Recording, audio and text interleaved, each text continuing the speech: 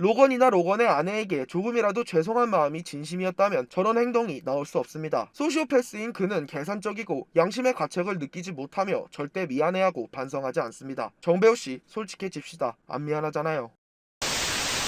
안녕하세요, 백수입니다. 소시오패스란 자신의 성공을 위해서 수단과 방법을 가리지 않고 나쁜 짓을 저지르며 이에 대해 전혀 양심의 가책을 느끼지 않는 사람을 뜻합니다. 소시오패스의 특징으로는 매우 계산적이고 자신의 잘못이 발각되면 거짓으로 후회와 반성하는 척을 하며 자신을 위장한다는 점들이 있습니다. 지금부터 정배우가 어떤 점에서 계산적이고 어떤 점에서 거짓으로 반성하는 척을 했으며 어떤 점에서 양심의 가책을 못 느끼는지 설명해 드리겠습니다. 정배우가 상체와 얼굴이 드러난 남성의 나체 사진을 공개하고 가짜 사나이 로건 교관이 과거 몸캠 피싱을 당해 촬영한 사진이라고 말하며 유튜브에서 다수의 사람들에게 공개합니다. 처음에는 법적으로 문제가 없다고 시청자들에게 욕을 하고 화를 내다가 갑자기 죄송하다는 듯이 태도가 변했죠. 왜 변했을 거라고 생각하세요? 처음에는 법적으로 문제가 없을 거라는 변호사의 자문으로 인해 믿음이 있었겠죠. 허나 그 믿음이 깨지자 정배우는 계산을 합니다. 이대로 밀고 나가면 무조건 손해다. 고소의 위험도 있고 민심도 돌아선 것 같으니 이건 한 수 접는 게 맞다. 그래서 사과를 한 겁니다. 그 와중에 반성하고 죄송하다는 말을 하지만 도네이션은 절대 끄지 않습니다. 도네이션을 끄라고 하는 사람들의 비판이 있었지만 듣지 않고 수금을 했습니다. 왠 줄 아십니까? 이미 상황이 벌어진 이상 도네이션을 끄던 켜던 어차피 욕먹는 것은 똑같습니다. 푸메의 뒷광고가 밝혀진 이후 푸메가 영상을 올리던 안 올리던 욕먹는 건 똑같은 것처럼 말이죠. 현재의 상황에서 이성적으로 나에게 가장 이득이 될 수 있는 행동을 하는 거죠. 도네이션을 꺼서 이 상황이 해결된다면 무조건 껐을 겁니다. 도네이션보단 상황 해결이 우선이니까요. 허나 그게 불가능하다는 것을 아는 정배우는 계산이 아주 빠릅니다. 어차피 예전으로 돌아갈 수 없다면 현재의 상황에서 최선의 행동을 하자. 그 최선의 기준은 로건이나 로건의 아내가 아닙니다. 오로지 본인뿐이죠. 왜냐면 미안하지 않으니까요. 로건이나 로건의 아내에게 조금이라도 죄송한 마음이 진심이었다면 저런 행동이 나올 수 없습니다. 소시오패스인 그는 계산적이고 양심의 가책을 느끼지 못하며 절대 미안해하고 반성하지 않습니다.